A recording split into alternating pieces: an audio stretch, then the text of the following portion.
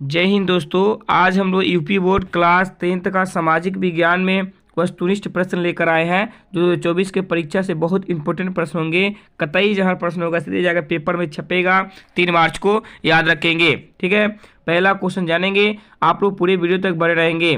कही जाती है रख हौसला व मंजर भी आएगा, रख हौसला व मंजर भी आएगा, प्यासे के पास चलकर समंदर भी आएगा, यूं न थक कर बैठ ए मंजिल के मुसाफिर, मंजिल भी मिलेगी और मिलने का मज़ा भी आएगा।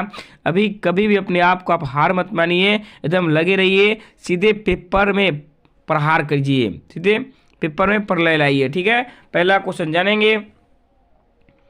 1871 में कौन सी संधि हुई थी? तो ऑप्शन ए हो जाएगा फ्रैंकफर्ट की संधि 1871 में 10 मई 1871 में हुई थी। की हुई थी तो जो जर्मनी का एकीकरण हुआ था 1870 में सेडान के युद्ध के तौर पे, तो उस सेडान के युद्ध के बाद फ्रांस और प्रसा यानी फ्रांस और जर्मनी को में शांति लाने के लिए 10 मई 1871 को एक संधि हुई जिसे फ्रैंकफर्ट की संधि कहा जाता है।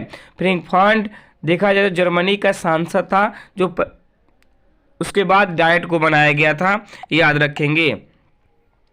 क्वेश्चन नंबर दूसरा है 1830 की क्रांति के बाद फ्रांस में किस प्रकार शासन का स्थापित हुआ? तो इसका आंसर हो जाएगा ऑप्शन सी गणराज्य। क्वेश्चन नंबर 3 है जर्मनी एकीकरण के लिए कौन उत्तरदायी था? तो ऑप्शन बी हो जाएगा बिस्मार्क उत्तरदायी था। जो बिस्मार्क का जन्म 1 अप्रैल 1815 में हुआ था। ये भी प्रश्न याद रखेंगे। और भारत का बिस्मार्क सरदार वल्लभ भाई पटेल को कहा जाता है। क्वेश्चन नंबर 4 है फ्रैंकफर्ट की संधि किस वर्ष हुई थी? तो ऑप्शन डी हो जाएगा 1871 को हुई थी। ठीक है, क्वेश्चन नंबर 5 है इटली एकीकरण में निम्न में से किसका संबंध नहीं है? तो बिस्मार्क का नहीं है, जबकि गैरीबाल्डी, काबूर और मेजरी का संबंध इटली एकीकरण से है। इटली का एकीकरण 1871 में हुआ था। इन 3 व्यक्तियों का योगदान था, उसमें विक्टर इनमुल भी थे, सिरेनिया का शासक। क्वेश्चन नंबर 6 है इटली और जर्मनी के एकीकरण के विरुद्ध निम्न में से कौन सा था? तो ऑस्ट्रिया जो देश था ये बहुत हरामी देश था। इटली और जर्मनी दोनों के खिलाफ में था। ये नहीं चाहता था कि इटली का एकीकरण हो और जर्मनी का एकीकरण हो, और एकीकरण हो जाएगा तो मेरा शासन नहीं चल पाएगा। इस तौर पे ऑस्ट्रिया का चांसलर जो मेटरनिक था बहुत हरामी था। ये दोनों एकीकरणों में अपना बाधा पहुंचाने का कार्य किया था। ये बात याद रखेंगे। ऑस्ट्रिया की राजधानी वियना। क्वेश्चन नंबर 7 है जर्मनी के एकीकरण का प्रमुख वास्तुकार कौन था? तो ऑप्शन डी हो जाएगा बिस्मार्क था। कौन था? बिस्मार्क। क्वेश्चन नंबर 8 है फ्रैंकफर्ट की संधि पर हस्ताक्षर कब किया गया था? तो 1871। ऑप्शन सी हो जाएगा। क्वेश्चन नंबर 9 है काउंट काबूर को विक्टर इनमुल ने किस पद पर नियुक्त किया था? प्रधानमंत्री। किस पे? प्रधानमंत्री। तब जाकर इटली का एकीकरण संभव हो पाया। ठीक है, क्वेश्चन नंबर 10 है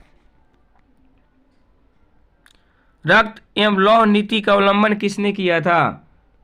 तो इसका आंसर हो जाएगा ऑप्शन सी बिस्मार्क ने किया था, याद रखेंगे। क्वेश्चन नंबर 11 है यूरोप का मरीज किसे कहा जाता है? तुर्की को। और एशिया का मरीज चीन को। क्वेश्चन नंबर 12 है यूरोप का संस्थापक कौन था? मेजनी साहब थे।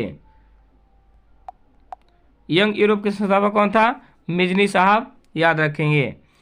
क्वेश्चन नंबर 13 है टीपू सुल्तान कहाँ के शासक था? मैसूर, तमिलनाडु का था।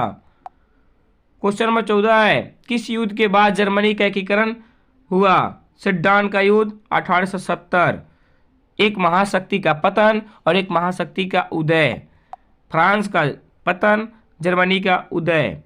क्वेश्चन नंबर 15 है गैरीबाल्डी पेशे से क्या थे? सीधे टपकेगा। ऑप्शन डी नाविक थे। ठीक है, आज के लिए इतना ही है। आप लोग इस वीडियो को देखें, प्लीज़ लाइक कीजिए, सब्सक्राइब कीजिए, शेयर कीजिए। कम समय में सिकंदर बनाने का श्रेय इसे दिया जाएगा। धन्यवाद। जय हिंद, जय भारत।